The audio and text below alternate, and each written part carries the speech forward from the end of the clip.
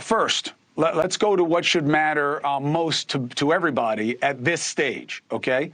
Which is, what is the message to Trump supporters who are upset by this word, even though we don't know what's in the indictment yet?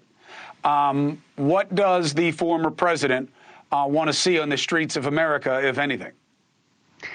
Well, absolutely. He wants peace, and he wants everyone to realize what's happening to our country, which is very, very sad. I mean, this marks a day, Chris, where we're no longer a constitutional republic. We're now a banana republic that is not under the rule of law. We're under the rule of men, very corrupt men, a very corrupt political class that throws the law out the window and targets political opponents to take them out of a presidential race. That is the goal here, but it's not going to work. And what all of our supporters need to know, and I know they know already, is they're coming after President Trump so hard because he's standing in the way of you. He is standing in the way of this corruption that is trying to destroy this country, and we're not going to let it happen. We are more resilient now. We have more resolve, and we have to save our country, because if it continues down this dark path, it will never recover.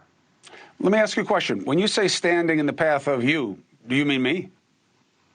All Americans who love this country. Oh, I get it. I get it. I thought you were saying I was. I thought you were saying I was an instrument of the destruction of the country, which, you know, I didn't even bat an eye at. But I understand your point now, and thank you. A couple of questions. First, how is this banana republic? In Banana Republic, they just grab you and throw you in jail. Here, we have a formal process that is still under seal, so we don't even know what they have. Nobody is going after the former president. He's not even aware of the charges yet. We are following the rule of law. People may like or not like the case, but isn't it a little unfair, or at least a little early? I mean, this is what's happening right now is only what your candidate asked for to happen to everyone who's ever opposed him. Lock her up, going to Zelensky to have Biden investigated, wanting everybody thrown in jail. You may say it's just hyperbole, but he's certainly no stranger to saying that people should be scrutinized under law. Chris, they might put a suit on this. They may, look a little bit nicer, but this is the tactics of thugs and tyrants. They're abusing the rule of law. They've looked at everything in this man's life, an innocent man's life, over the past 7 years, only because he got into politics, only because he started threatening their corrupt political power. And it's just ridiculous to pretend that President Trump did the same thing. Absolutely not. When in fact, the FEC did fine Hillary Clinton for the Steele dossier, for a campaign finance violation. President Trump didn't go after her. He didn't use the Justice Department to go after her. And he wanted to heal the country and unite the country. And now look at what they're doing to the country. They're marching us into World War III. They're destroying our energy independence. They destroyed our border. They're destroying the rule of law. They're locking up anyone who disagrees with them. That's what they're doing without due process. People that, were peacefully protesting, people outside abortion clinics. And that is how weaponized our justice system has become. Look, and it's not just the New York case either. When people violate the rules of where you can protest and how, their time, place, and manner restrictions, you're asking for it. When you say that January 6 people were just protesters, you're just making a mockery of the reality of what happened on that day. Is it still the former president's position that he knew nothing about what Michael Cohen did?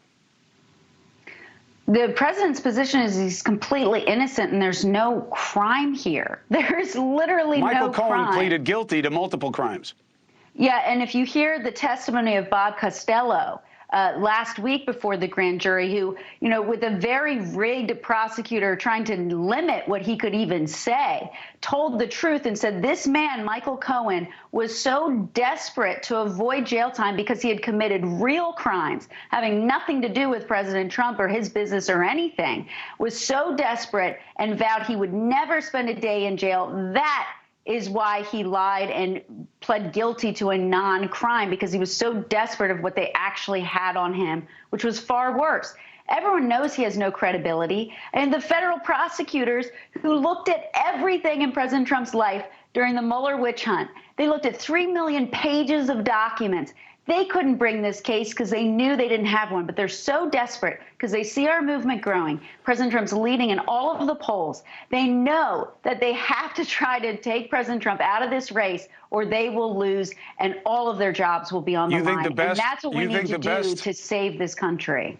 You think the best that the great deep state that you're trying to define can do to take Trump out of the race is to have a Manhattan DA indict him on this kind of stuff? They're not stopping. This is just one sham indictment, but they don't care. They have no shame. They are harassing our campaign Liz, let me out of ask you one more DC thing. using taxpayer dollars with this fake I got you.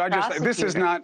It's just not that impressive a frontal assault on a former president. It's not, but this they're is the not best they can have. stopping either, Chris. And I think that's why the American people know how serious this is. I hope that anything that happens is obviously attached to what is absolutely due process, as this is to this point. Again, I don't know what their case is. When they unseal the indictment, then you'll hear me talking about what's in there and what may not be in there. But I just want to get one answer out of you if I can.